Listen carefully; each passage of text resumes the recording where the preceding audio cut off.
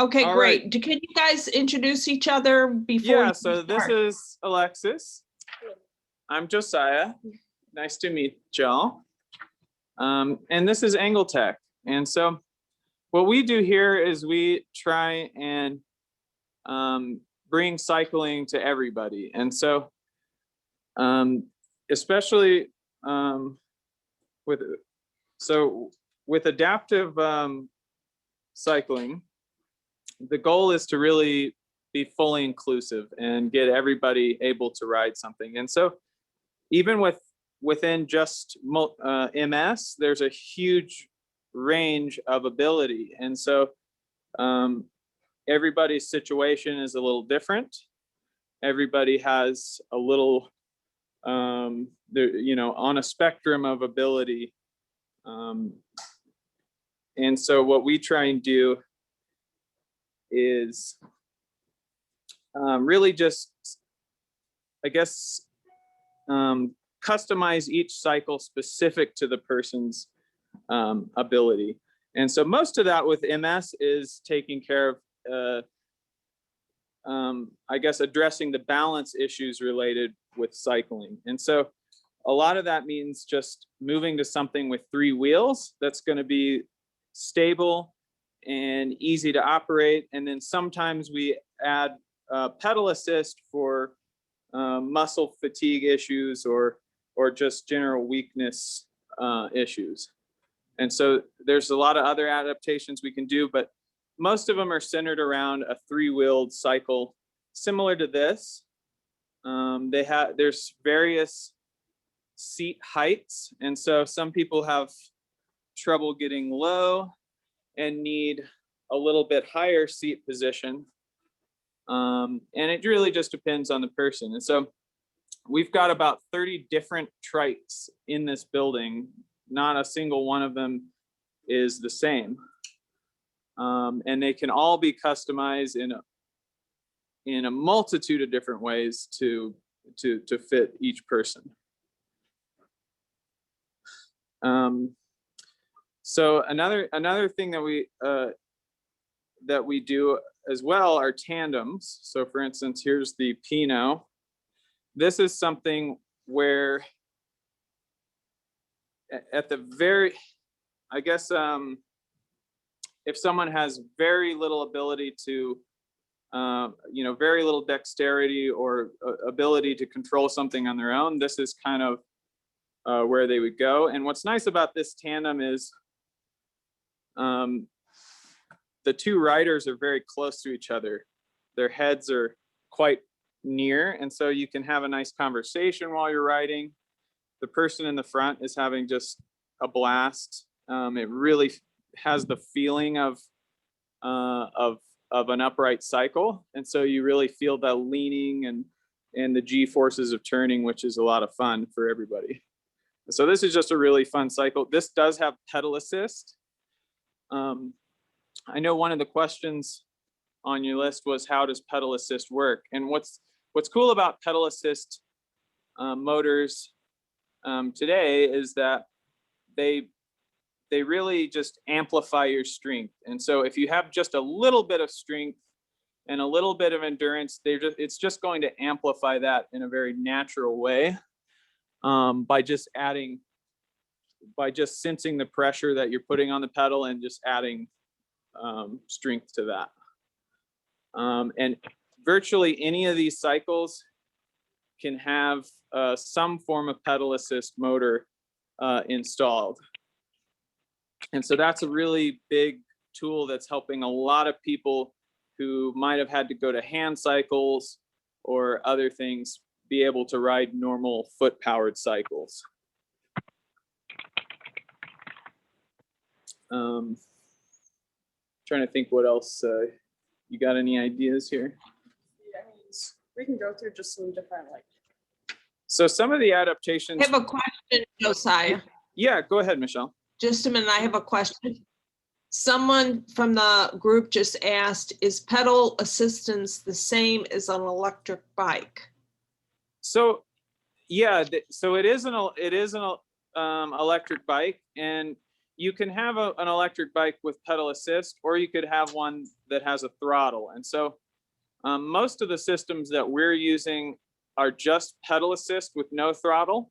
There are a few exceptions to that. So for the folks that really need something where they, you know, they aren't going to, where maybe they're worried about getting stuck, you know, we have systems that also have a throttle, so you can just push with your thumb and just get yourself out of a stuck situation. And so, and that would be the Bafang system. Like, this is an aftermarket motor that we install. We can put this on pretty much anything.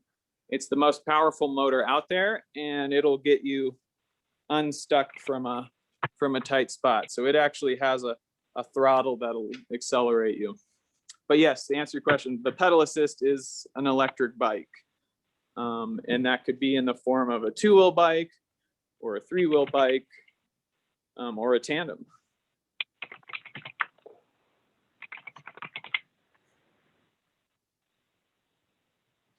So some of the other things that are cool about moving to a trike is that you do get a completely different experience. And so, do you want to sit on this actually real quick? So when you sit on a trike, you'll notice a few things. So your upper body is quite a bit more relaxed. You've got full back support. And so you're really just using the muscles in your body that are involved with cycling, which in this case are a lot of thighs, glutes, and your abs. And then the rest of your body is fairly relaxed and comfortable.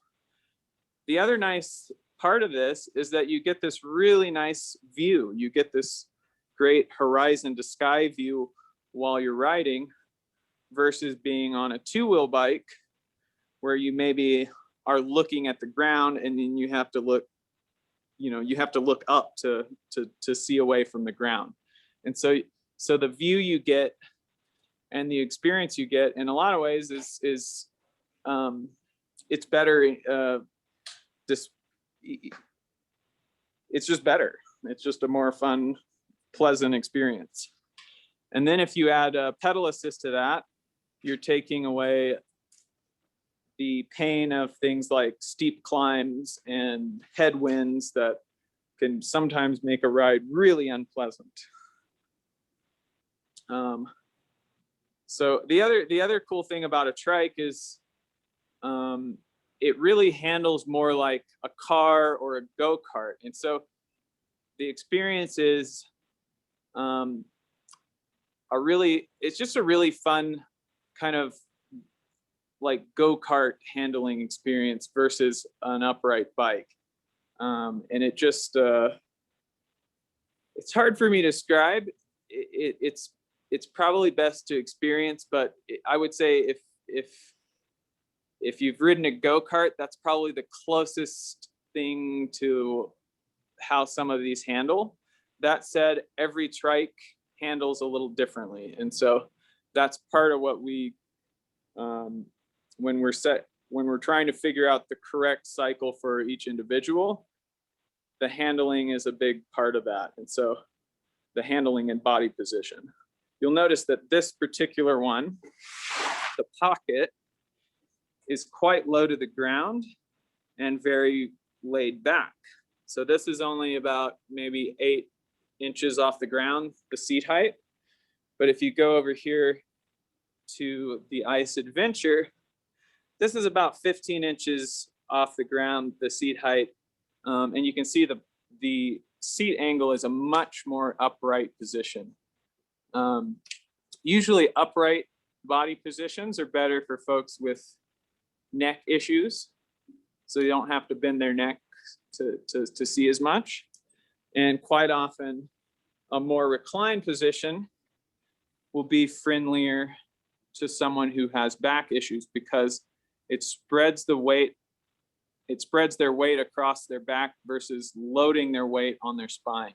And so we can also, each of these trikes has some form of headrest available.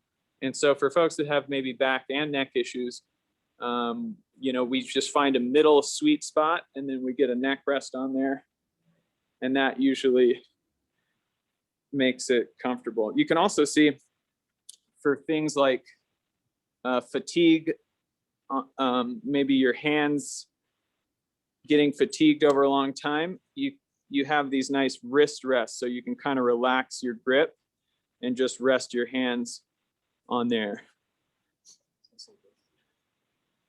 Yeah, so you can also see there's quite a few different seat types. And so this seat, for example, is very ventilated.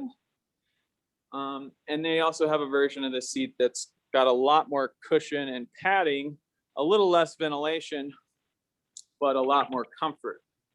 And so every company has their own kind of version of a seat, some of them with cushions, some of them without cushions.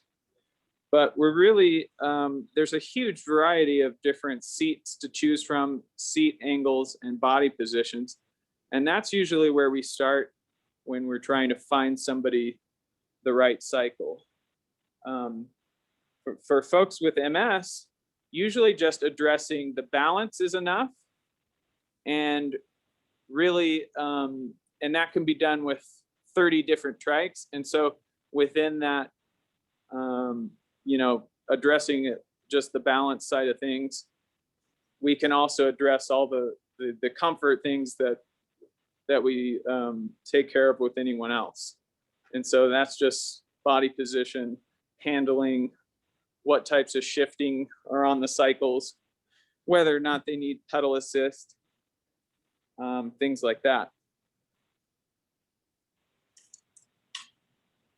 I have a basic question Yeah. from one of our participants. How do you steer one of these bikes? Very good question. So there's two types of steering. So this Catrike Pocket here has what we call direct steering. And you can see that this handle, it kind of comes down and attaches directly to this tube that goes to the wheel. And so this is what we would call direct steering, because your handlebar is attached really directly to the wheel. And you can see they're tied together wheel to wheel with this tie rod in between that makes them turn at the same rate. So the other type of steering that we have for trikes is called indirect steering or linkage steering. And you can see what this does is you have a handlebar here, and it comes down here to the center where it pivots, and then it has a linkage that comes out to the wheel. And so this is what we would call indirect steering or linkage steering. And there's really not one that's better than the other.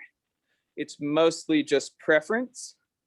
I would say that the linkage style steering like this has a lot more variance in how it feels because of the way they can change the angles and of things. And so I would say linkage steering to me usually feels a little more like having power steering. In other words, it's lower effort, but maybe you don't turn quite as sharp. So it's a very low effort steering, and it's easy to steer even if you're not moving. Linkage steering is usually a little quicker and sportier because you can turn quite a bit faster. So it's really it's just preference. But anyway, that's how you steer. You just have your hand here and you just go like that.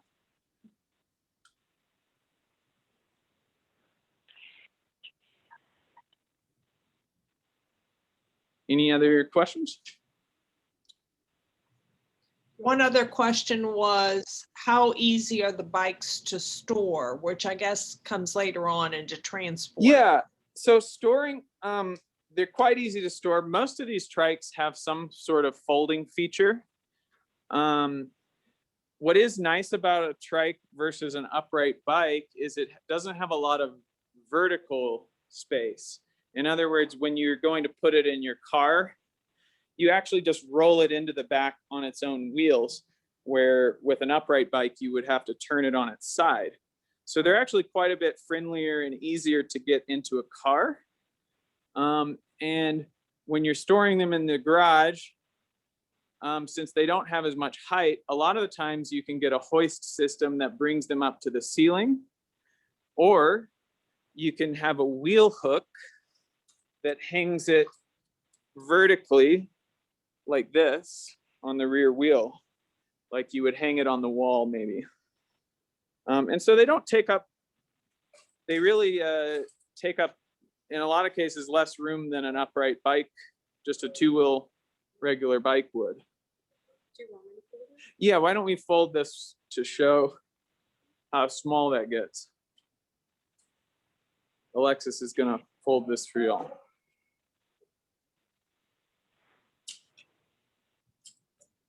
And while she's doing that, can you address, you know, what the weight of the cycle might be? Can people So- with MS so- do this by themselves? so Or might they need this- help? So that's going to depend on the individual, but I would say for most people can handle these on their own. Usually when you're picking it up, you're not picking it up as one solid piece. You're usually setting the rear wheel in the back of your car, and then you're coming up and picking the front. So you usually pick it up in stages, but you can see how that's quite small and compact. And this would easily fit in a trunk or, you know, behind the seat in a hatchback. And in most cases, these trikes, you don't even have to fold them to fit them in the car. They will fit pretty easily in most cars without, or rather most hatchbacks, which seems to be what a lot of people have these days. They'll fit in those without folding them. So if you have a Subaru Outback or a Forester or some type of small hatchback, these will fit in those without folding. And so you could use, a lot of cases, you can fit two of these inside something like an Outback folded. And so as far as weight, a trike without assist, for example, this Pocket, this is probably one of the lightest trikes in here. It's somewhere around 30 pounds. So it's not much different than a normal upright bike. It's pretty friendly. Like I can pick it up with one hand, but if you add electric to that, you're usually adding about 15 to 20 pounds. And so that means just adding this motor, which is maybe 9 or 10 pounds, and then this battery, which is about maybe 8 or 9 pounds. And so depending on whether it's electric or not, you might have, they're going to be between maybe 30 to 50 pounds, somewhere in that area. One of the things that we have, though, to help move it, where are those ramps? All right. So one of the things we have to keep people from having to lift these into the back, we have these extendable wheelchair ramps. And you just get 2 of these and you put them side by side and you just roll the thing right up into the back of your car. It's quite easy actually with these. And for the extreme cases, we've also done something like get these ramps and then a pulley system inside the car that you can use to just pull the trike up into the back of the car. And that requires very little strength to do that.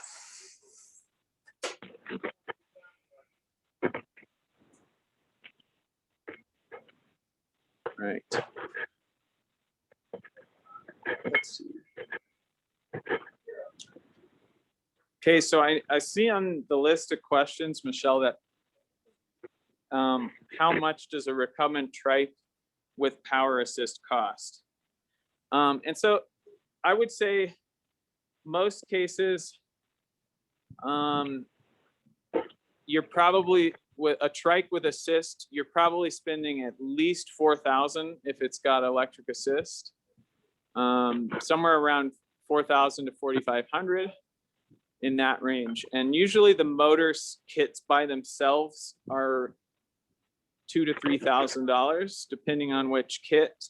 And then of course the trikes can be anywhere from about maybe 1,500 to 15,000, depending on how fancy you want to get.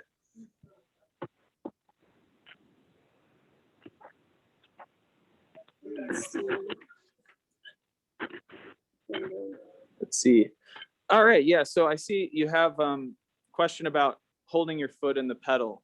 And that's a very important topic and something we always address when we're fitting someone on a cycle. And so you can see this particular pedal, it has a strap over the foot and it has a stirrup that holds your heel. And this just keeps your foot from slipping off. And that's a really important thing for anybody, whether you have MS or not. We want to make sure your foot never slips off these pedals. So this is one way that we do it.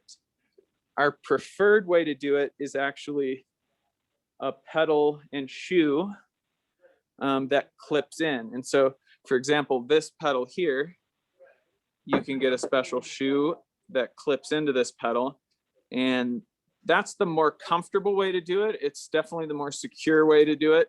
And it also allows you to pull on the pedal as well as push, which just is more, increasing the amount of muscles that you're using and increasing your overall efficiency. And so we always recommend, if you can, to do a pedal and a shoe that clips into it. It's just a lot more comfortable too. Another way that we hold your foot in, probably the most basic way, is just this platform pedal with a heel strap. This is probably the one we do the least. It's not the most secure, but it's at least got this little stirrup behind your heel to keep your foot from slipping down. So as long as your foot is on that pedal, that little stirrup is kind of cupping the heel of your shoe. Josiah, I have a question on the pedals. Yeah. Do you ever use, my husband and I have a tandem bike. We use cages for my feet on the tandem. Can you explain that, or like do you toe recommend cages. that? The only problem, cages. so the Can you only explain reason that? toe cages don't work on a recumbent is that your toes are pointed up at the sky. And so they don't really, in other words, they don't really offer any support behind it. And so your foot can still slip out with a toe cage. And that's just because your foot is pointed up instead of being horizontal to the ground on an upright bike. Okay, that but said, if you were in a case, go ahead. yeah, if you were able to ride an upright bike, you had enough balance, but you were concerned about your feet coming out, that might be an option. That might be an option. Although I would say it's easier to get your foot trapped and stuck in something like a toe cage than it is for your foot to get stuck like with a shoe that clips into the pedal. And the reason for that is sometimes the cage, maybe it's a little too tight, or you try and pull it out, but it catches on your shoe. With the clips, all you do is you kick your heel out and it just pops out of the pedal. Do we have a shoe that we can clip into a pedal? But yeah, the toe cages could work. I just, in my past experience, I've had a lot more people fall with toe cages, getting their foot stuck in them at the wrong moment. Maybe they're just trying to put their foot down at a light or something. And perhaps, yeah, maybe they're just trying to put their foot down at a light, and then for whatever reason, their foot just gets stuck and then you fall over. But happens a lot less with clip pedals. Okay, thank you.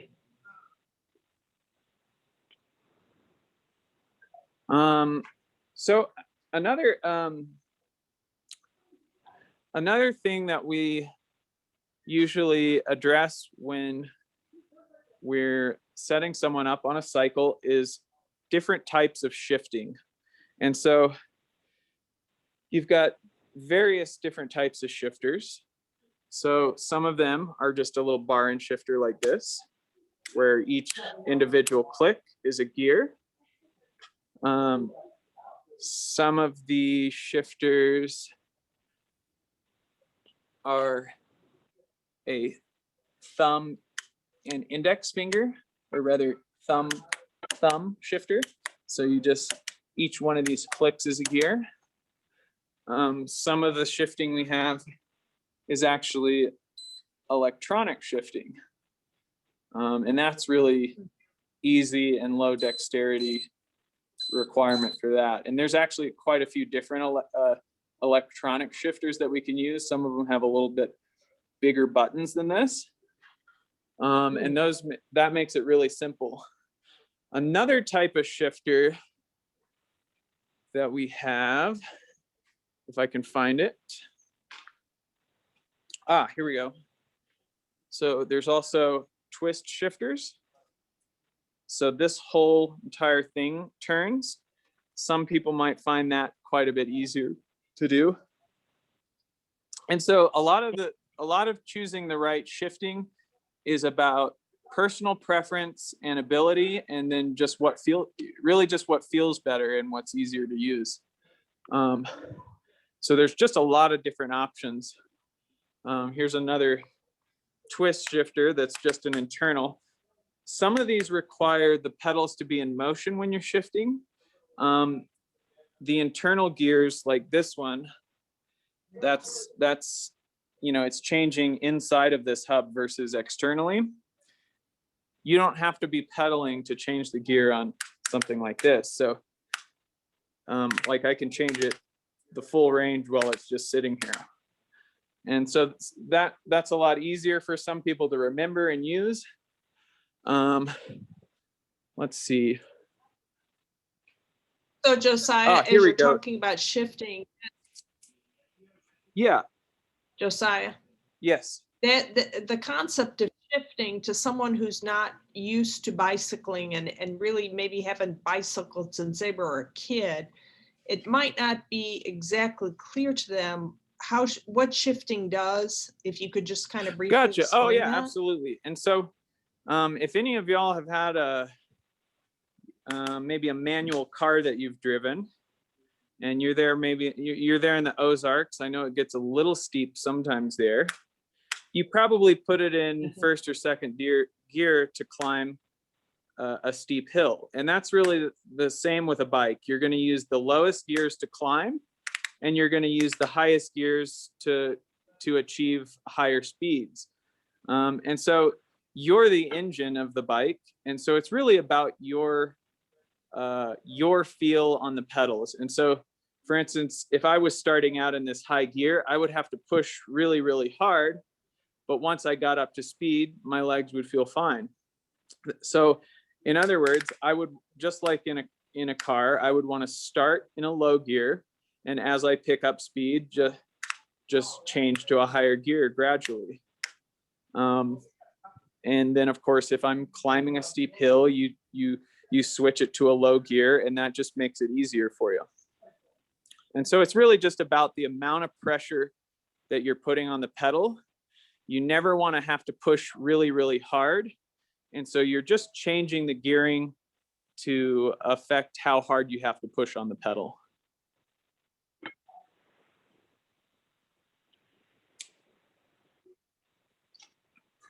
Let me think. So, any questions?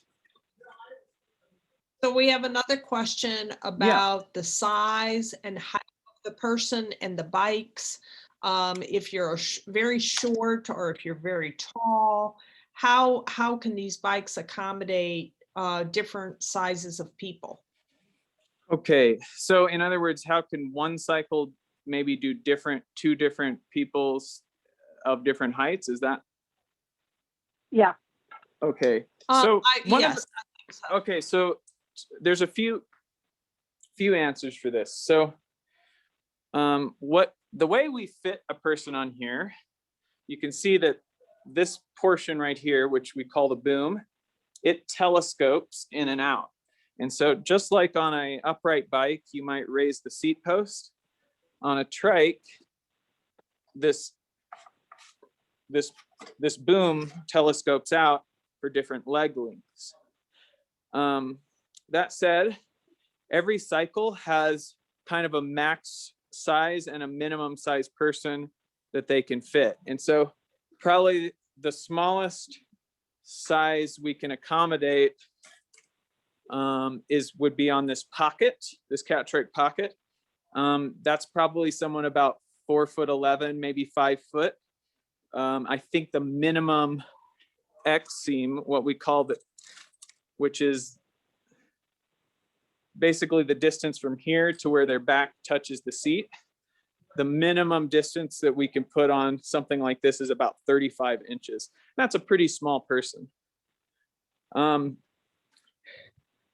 other side of that too is if you have one cycle that needs to fit 2 different sized people, what you do is you get this little device here. This is what we call a chain gobbler. And what it does is it puts this little S curve in the chain so that when you bring this boom out, the chain effectively stays the same length, whether it's all the way in or all the way out. It's just a method of taking up slack in this chain. So for instance, this one does not have that device. So I would actually have to, if I brought this boom out, I would actually have to add links to that chain. Or if I brought the boom far in, I would take links out of the chain because it would be too long. And so this is a device that we use when multiple riders need to use the same cycle.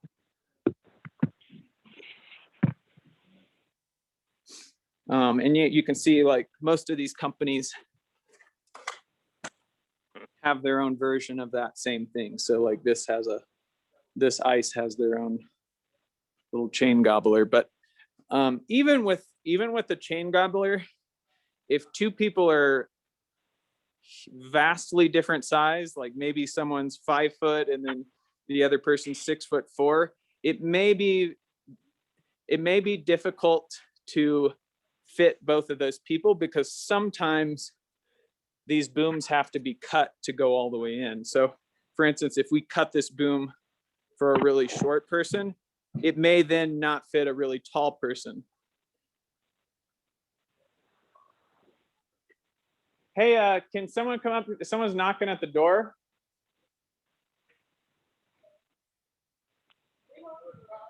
Yeah, all right, sorry about that. Do you have any questions, Michelle? No worries. Yeah, so somebody asked, do you also use your hand for the power assist? So you're not usually using your hands for anything but shifting and steering. The only exception to that would be if you had a throttle, and then you might use your thumb occasionally to use the throttle. And we always, even if you have a throttle, which is pretty much just, you know, like the gas pedal in your car, you probably want to use this as little as possible. It's going to be something that uses more energy than just pedaling and letting the motor assist you.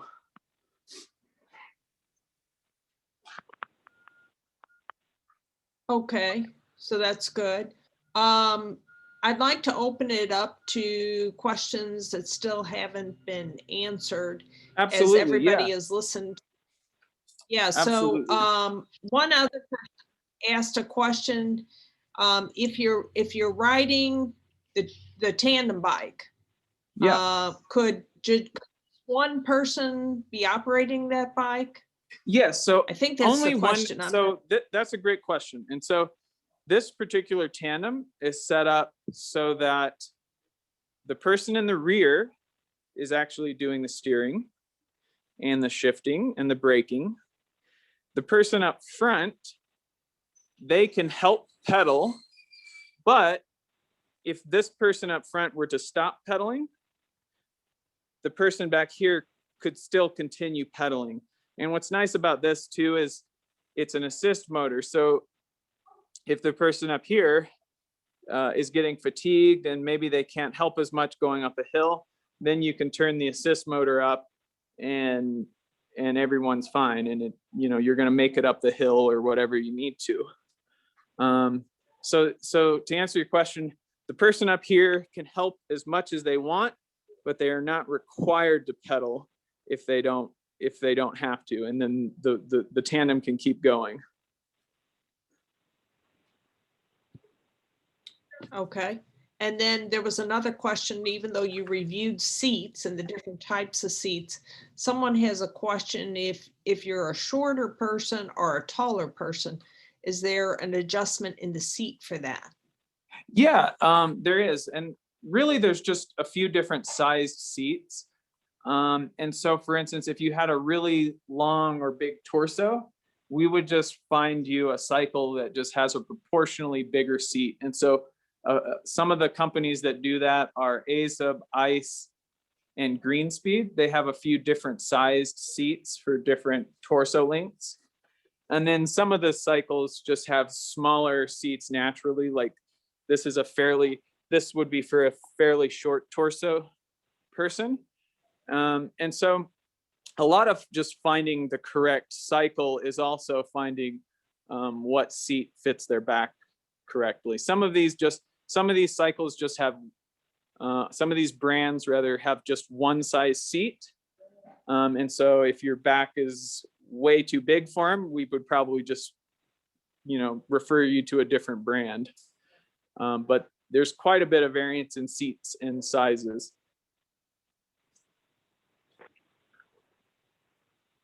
Okay. And so another person says, I have a scooter lift, and she's curious if the pocket would fit into a space that's 44 inches long. Okay, the pocket, 44 inches long. I think that's a little too small. Let me actually grab a tape measure though.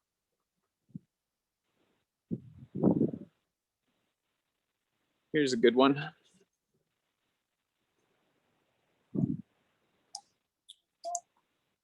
Let's see, so let's see here. I'm just gonna set this down for a second. Sure.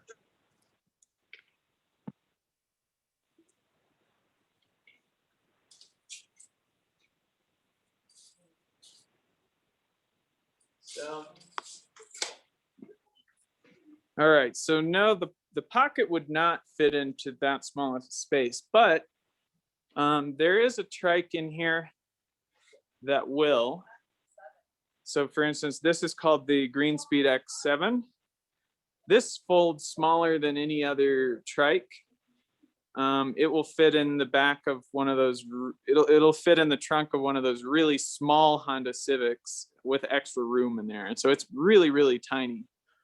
We actually have a video on this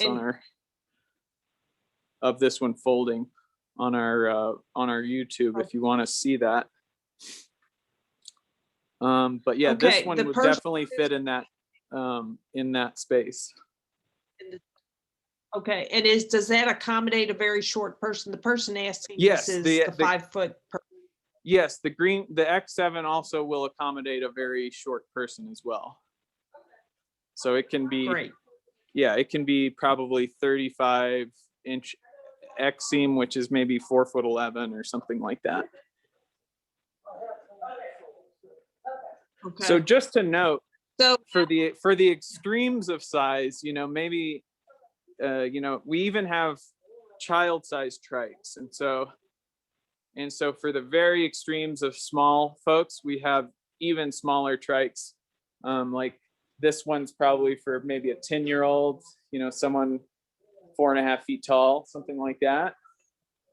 And then we have one even smaller than that. And so if there's like a little kid, this one's probably for someone about 5 or 6 years old, and you know, maybe 5 to 10 years old, depending on how tall they are, but it'll fit very, very small sizes. So as far as the smallest adult size cycles, it's probably the pocket and the Greenspeed X7 are the two smallest, what we would still consider adult trikes. Great, thank you. Well, now I'll just let the people who are on the call, if you have a question for Josiah, go ahead and just unmute yourself and ask your question. And we could just do it kind of one at a time. So if you have a question, go ahead. Okay. Hey, this is Gina, and Hey, Gina. this is great. Thanks so much for doing this. Oh, you're welcome. Thanks for coming.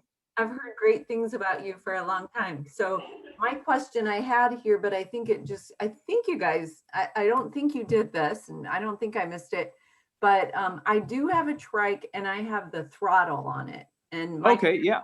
Yeah. So my question though is, with pedal assist, since I don't have pedal assist, I'm curious, with pedal assist, can you control when it actually assists you and when it doesn't, or is it? Yes, absolutely. So in fact, let me just show you how that works. So here's a Bosch pedal assist motor. And so where it says off, that means the system is turned on, but the pedal assist is turned off. And so it won't actually assist me until I hit plus.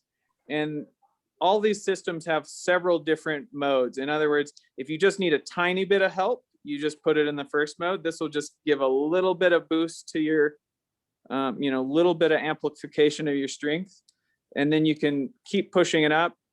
And if you go to turbo, it'll help you quite a bit. And so if you need it, you're really able to fine tune it to how much assist you need at any given time, or maybe you don't need any assist at a certain time. So you're really able to just fine tune it to what you need at that particular moment.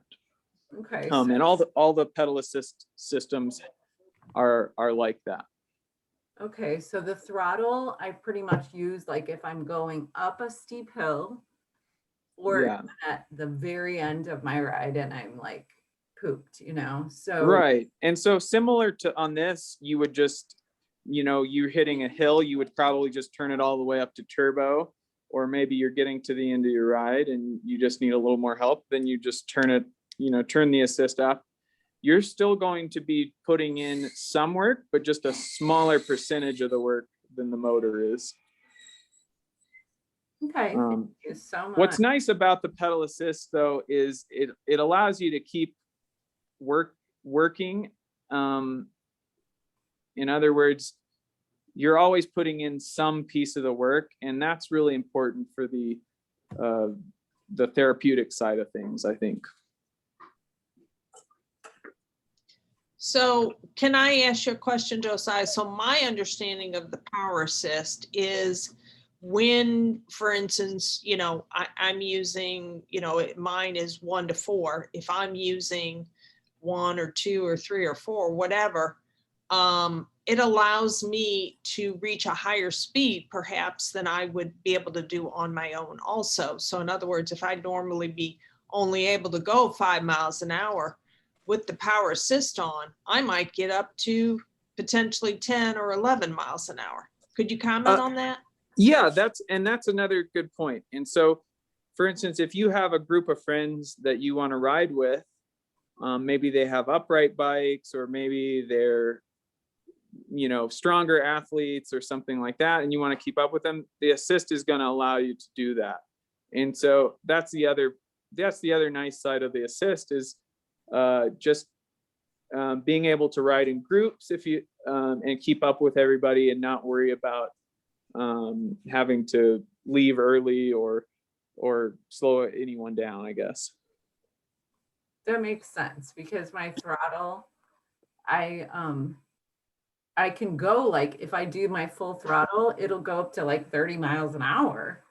But oh wow, so wow. If now you have a Bafang, or what do you have on? Do you know what system you have? My husband just left the room. I can't remember. I think it's maybe a cat trike. Oh, okay, it's a cat trike. I think. And does it have no, wait, who's speaking right now actually? My name is Gina. Gina, right? Okay. So I guess there are a variety of different motors you could put on a cat trike. Of course, the ones that they offer now from the factory are these Bosch motors, but there's a variety of different aftermarket motors that you could put on there as well. So it sounds like you have something like a Buffon or something like that on there. I don't know. I push the button and it works. When Push the button and it goes. Well, that's if I need a that little sounds help, fun. it's there. Very cool. Now, could it be a Bionics maybe? No. Oh, Do you know if it's a No. wheel? Do you know if it's a No. wheel motor or a crank motor? I don't know. And like I said, my husband, the bike guy, he just walked out of the room. So No worries. And that's something that so most motors that we're doing are motors that drive from the pedals. So they're up here at the front where you're pedaling. There are a few exceptions to that. mine is So- behind me. The So motor- yours is probably in the wheel. And so for instance, we've got wheel motors that are in the wheels as well. These are becoming a little less common. I think most of the market seems to be moving more towards this type of motor that drives from the pedals. And the reason is that these are more efficient when you're climbing because they actually benefit from your gearing. Whereas the motors that drive from your wheels, it really doesn't matter which gear you're in, it's going to use the same energy when climbing. Who knew? So what's a question, Josiah, would be, what's the chance of getting a power assist bicycle or trike used, and what's like the resale value if you have some kind of bike and you maybe want to upgrade to a power assist bike? What would you recommend there? So if you already have a bike or a trike that you love, I think just adding an aftermarket motor is a great idea. If you're not in love with your cycle, then it might be worth considering just starting from scratch and getting a new one. But I would say if you already have a cycle that you love the way it handles and it rides and you're familiar with it, adding a motor is just going to make you love it a lot more. And so I would say it really just depends on your relationship with your bike. If you love it, then I would say add a motor to the thing you already love. If you don't love it, then maybe start from scratch and we can come up with something that you really, really love and look forward to riding. And that's really the goal, is to have something that, you know, at the end of us getting someone a cycle, we want them to have something that they really, really look forward to, that they always want to go out and ride and never dread going out to ride. You know, they always something that you always look forward to and that you fall in love with. I'm in love. So I will say that I have my bike that I got from Angletech and I am in love with it. So I'm a loyal customer. Anybody else with other questions? How often do you use the pedal assist? You know, so it really depends on your where you're riding and how far you're riding.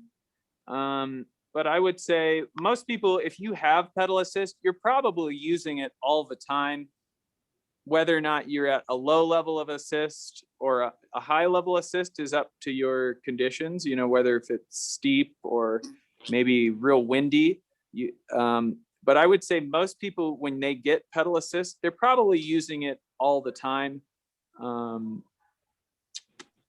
Okay, at this and point, you get so the battery range that you get on something like this is about 50 miles. And so most people aren't riding 50 miles every day. So it really just makes sense to use your pedal assist, even if you're just using it a little bit. But yeah, I'd say usually you're using it. I don't know anyone yet who's gotten pedal assist and then said, I'm just going to keep it off most of the time until I really need it. Once you have the pedal assist, it's so fun and you just want to use it. And, you know, yeah, that's pretty much it. okay. So I already have a bike. So it's okay to just add the pedal assist to it somehow? Yeah, absolutely. So, and depending on what your bike is, I It's a guess cat. there's a few different aftermarket motors that could be added, but it would just depend on your cycle and what fits the best on it, really. I gotcha. But Thank yeah, you. we could definitely add a motor to that. And that would So be there's- cheaper? there's It's definitely going to be less expensive than buying a full electric cycle from scratch, because then you're buying the electric system and the cycle. And so Right. usually adding a motor kit's less expensive than just buying a full electric something. You might spend 2,500 versus 4,500, something like that. Okay. Thank you. You're welcome. This is Joan. Another good question. Oh. Go ahead, Joan. This is Joan. I have a question. Yeah. I have a recumbent trike right now and it has 8 gears Okay. and I don't love it. But I'm looking to trade up. I'm wondering, do your trikes have different numbers of gears? Yes, there's a huge variety of gears differences. And so do you have what now? You said you have an 8-speed. Is it a Sun? It's like a gecko. It's a gecko. Oh, a Gecko. Okay, like maybe like this green one right here, sort of. This is a Gecko. Actually, it looks more like that red one that you kept showing. Oh, okay. Okay, it's the red Gecko. They come in red, green, and blue. But either way, the idea is to get you more gearing. Hold on, let me show you what. Let me just go over here to this Gecko, and I'll give you an example. So here's your 8 speeds on your Gecko. Actually, I think this one's 9 speeds. They just changed the spec last year or 2 or so. You can see if we move over here to this is quite a bit bigger cassette. So the bigger your gear cluster is back there, the more range you get. So we can go over to this one. It's even bigger, like it's the size of almost a dinner plate. But then you get even bigger, like this one. This one's huge. And so the range of gearing you can put on these trikes is massive. If you don't feel like you're getting enough low gear to climb or enough high gear to get up to speed, there's a lot of gearing that can be added or changed. We might even be able to just modify the one that you have now to just have more gears. And so that's just changing some components. Okay, so my question is, why would you need to increase a whole bunch of gears if you have power assist? If you That's a really good question. And actually the answer is most of the time when you have power assist, you don't need quite as much gearing range. And so does your Gecko have assist? No. So in So that case, I always feel like I'm working really hard and not going as fast as I want to and able to keep up with everybody. gotcha. Because So my thought is my physical the ability. gearing, changing your gearing can help that. But probably if you get a pedal assist, the gearing that you have now will be sufficient. And so most of the time when you're adding a assist motor, you really don't need quite as much gear range as you did before, which is really why most of these, like this trike could have had a triple in the front, like three gears up here. But when it moves to having an assist motor, it only has 1 gear in the front. And then it has all its gearing that you change in the back. And that's plenty of gearing once you have an electric motor on there. Okay. So what's the average number of gears on Most of these are, most trikes these days are tin gears in the back.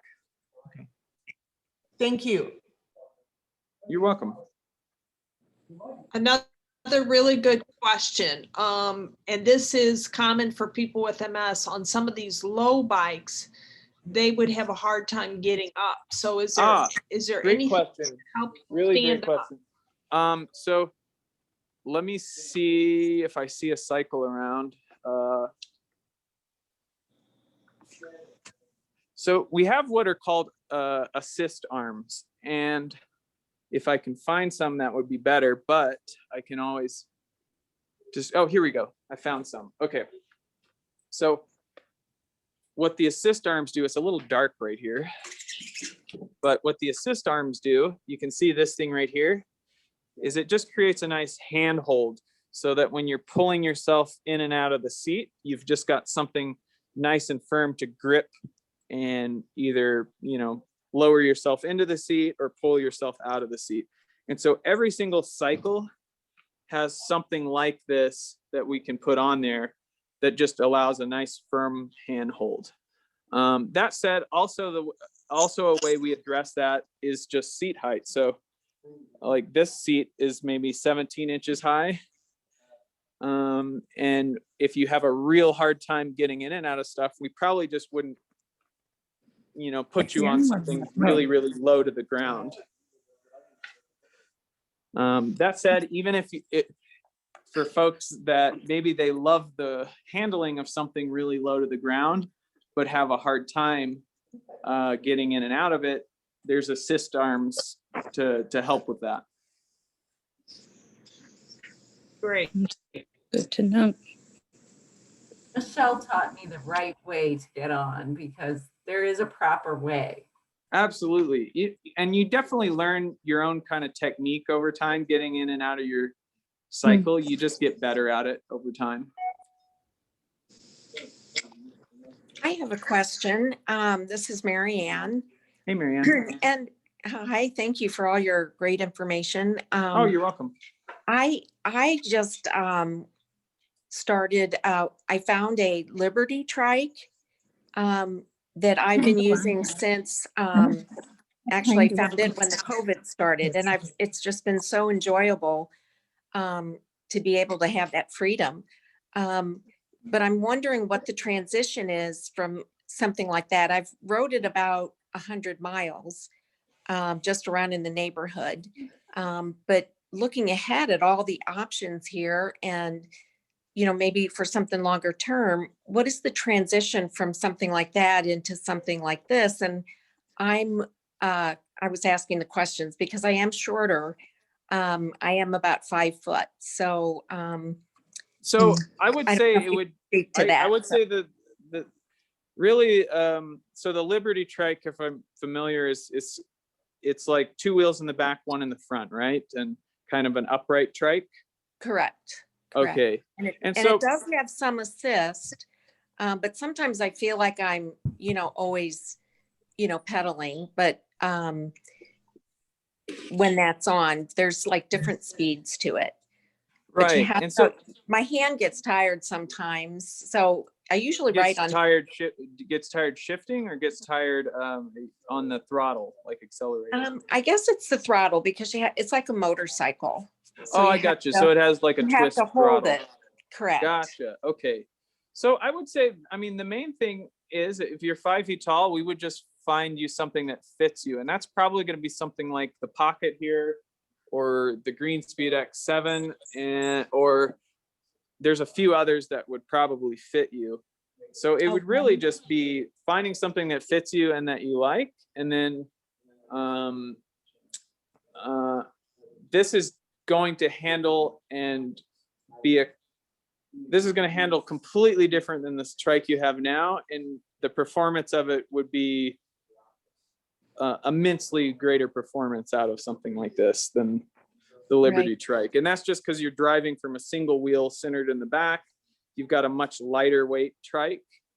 And you would be using a pedal assist motor versus a throttle if you got a motor on this. Yeah, I'm kind of just looking, forward to with, having a great experience and then being able to manage it as well. Sometimes it's Right. hard to get your foot over the middle Yeah. part. So, There's a few different techniques that people use to get into these trikes, depending on their mobility. One of the ways is to kind of back over the pedals like this. So if you have a hard time picking your legs up, you just kind of back carefully around the pedals into that little area. And that way you don't have to really lift your foot over this. This is what gives people quite a bit of trouble sometimes, is lifting their leg over the boom or the wheels and things. And so it's really just finding the right technique to get in. Another way to do it that I think works really well is just really just backing both feet into this little spot. And then from here, you can, the assist handle would be like right here. Then you would just lower yourself in like that, and then pick your foot up over and put it in the pedal. And so it's really just finding out the best technique that works for you. And there's a bunch of different ways to do it. okay. Thank you very much. You're welcome. I have another question. Sure. And that is, if you have one leg is weaker than the other, is there a best way? Should you put the weak leg in first on the pedal? I don't know if it matters which leg you would put in first, but what you would want to do is make sure that you're not, that when you're getting on, let's say my for example, let's say my right leg has a weakness. I wouldn't want to have to pick my left leg up over this if my right leg is weaker. And so the other side of that, and some of the things that we can accommodate, if you, for instance, you have one leg that maybe is too weak to, maybe you can't hold it straight or support it. For example, some folks have that. We have an actual pedal that supports your calf. So it has like this rod that comes up and it grips your calf and it can hold your leg in line. So some people might have a severe weakness in their leg that makes their knee kind of come in or come out, and they're not quite able to hold it straight. We have an adaptation for that. And so you can do that with either one or both legs if need be. I have a question. I'm Rhonda. Hey, Rhonda. After the biking adventure, if you choose to purchase one of these bikes, how do you go about with the maintenance and everything? Do you have a sister store? in Great St. question. Louis? And so the maintenance on these is very similar, pretty much identical to a normal bike. And so that's really just keeping air in the tires, probably, putting air in the tires every week or two, and then keeping the chain lubed. When we set folks up on a trike, we want to make sure that they have as little work to do as possible, as little maintenance to do as possible. So for instance, we always try and set these up with a sealant in the tire so that you don't have to deal with things like changing flats. So really the basic maintenance is just keeping the bike clean, putting air in the tires and maybe occasionally putting lube on the chain when it gets dry. And that's really the extent of any maintenance you should have to do at home. Okay, thank you. You're welcome. This is Joan. Hey, Joan. Thanks so much for this great information. You're welcome. If we purchased a bike in your shop in person, how would you ship it to us? Great question. So we actually and what's always great is if you come and visit in person, we can get a very exact measurement from you. And so when we ship the cycle, we will ship it fully assembled in a custom box like this one that's about to go out. And you just take it out, you just roll it out of the box and it's ready to ride. So it's all fit to you. Everything's assembled and adjusted, and you just roll it out, take the wrapping off of it and ride it. Great. And oh, Hi, this is Arlise talking. Hey, Orlease. It looks pretty hard to me. I mean, you got a lot of cool bikes, but that would be my problem, is trying to find the correct one as far as getting on. I know I can get on, but if it's Right. too low, that will be my problem. It's too what now? If it'll be too low. Oh, You know? gotcha. Too low. And yeah, and that's, I think it's a little hard to tell from, hold on, let me pull some of these out, because so many of these seats are very low, but some of them are quite high. And so I'm just going to pull one out real quick that, hold on. Let me get this let's see here.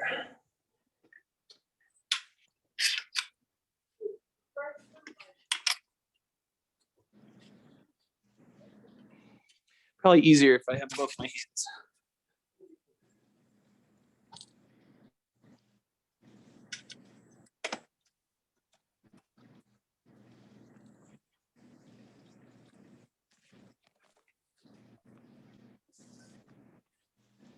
All right.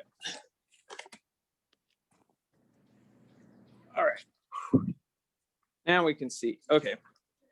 So you can see this one is quite low, this pocket, but we also have options for like this one. You can see compared to that pocket, the It's seat's quite higher. high. It's actually pretty close to a normal chair height. So for instance, here's just a chair. In fact, you can see that seat is actually higher than this chair slightly. So Yeah. there's quite a few different seat height options. And so if you have There we trouble go, getting yeah. into something low, there's always an option of something that has a much higher seat. I don't know if that you can tell from that how much higher Yeah, that seat is. I can. Yeah, I saw it right off. Yeah. So and like I said, I think the last time I counted, there's 30 different trikes in this building. None of them are the same. And so there's quite a few with a high seat position, and quite a few of them have a low seat position, and then all the in-betweens. And so really what we do when we're fitting you on these is we first just see how low can you go. What's the lowest you can accommodate? And then we just kind of work from there. Okay, thank you. You're welcome. I have a quick question. Yeah. Are you guys the only store like this with, your focus is adaptable trikes, right? We're definitely not the only store. There's a few others around the country. But we're one of maybe 4 or 5 shops around the country that do this. I don't know the extent to that other shops do it or not, but I know that it's the main thing that we're doing here. But there are a few other shops around the country that specialize in adaptive things. Cool. Thank you.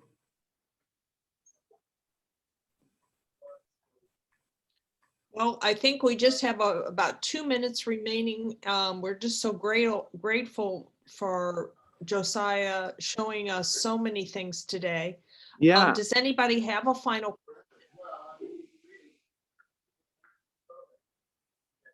I just wanted to say I recently purchased a used trike from these guys, and they are just wonderful. Oh, which trike did you get? I got the Ice Adventure.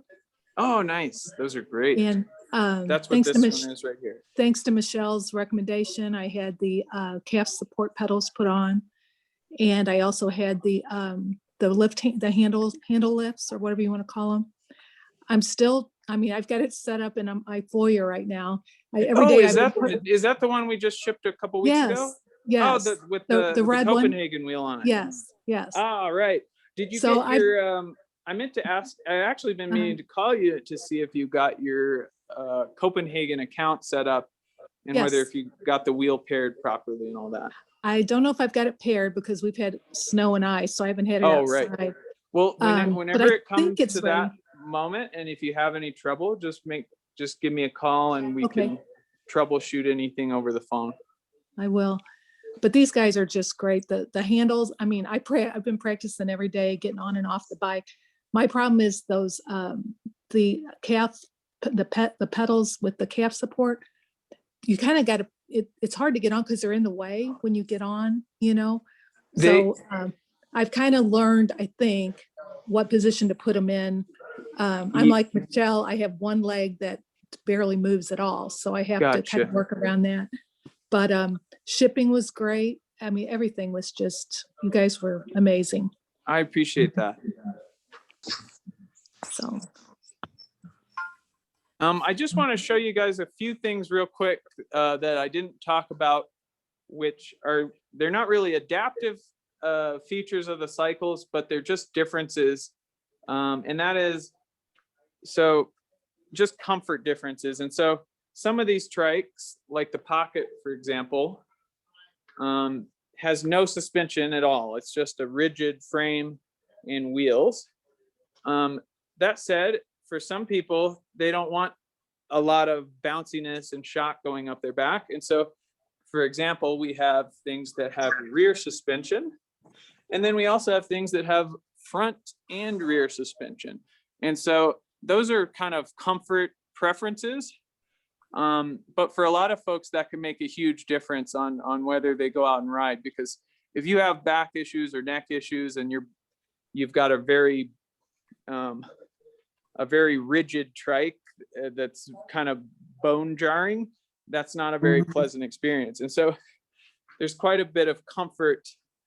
There's quite a bit of comfort difference between having a full suspension or just rear suspension trike versus one with no suspension. So that's one of the other differences in a lot of these trikes. Some of them have suspension, some of them don't. I think we talked about all of them have some form of neck rest available. All of them have some sort of wrist rest available. Yeah, I think that's pretty much covers it. So again, Excuse me. go ahead. Excuse Does me. you have a question? You can ask your question. Oh, I was just going to ask, if you get these bikes, can you add things on if you need them as time goes by, perhaps? Or So you some things don't you need can, something? some things you can add down the road. Pedal assist you can always add later, but suspension is something that has to be chosen when you first get it. You can't add suspension later because the frames are designed around having suspension or not. That said, other things like gearing and component, things like brakes and shifters and things like that, those can always be changed later. But probably the only thing you need to decide when you first get the cycle is whether or not you want suspension, because that's part of the frame and can't be changed later. Okay, so the adaptive things you can put on or take off. Exactly. So your things like needs the are? helping handles, those can be added or taken off. Things like the adaptive pedals, you could switch these out with other pedals at any time. So many, I would say most things can be changed. The only exceptions to those are probably the suspension parts that go on the frame. Okay. Okay, thank you. Okay, well, I'm going to wrap up today's call because our time is up, but again, I want to thank Josiah and Alexis both for helping us today. If anybody has an additional question, can they contact you, Josiah, Yeah, with absolutely. any Feel free individual? to email me or Alexis or Kelvin. You can just email us at angletech@me.com. And one of the three of us will answer, usually within a day or two. So Okay, yeah, any great. Thank questions you. any follow-up questions, feel free to email or call. I'm happy to have a phone call as well. Just in case y'all haven't seen the rest of the crew, there's Kelvin.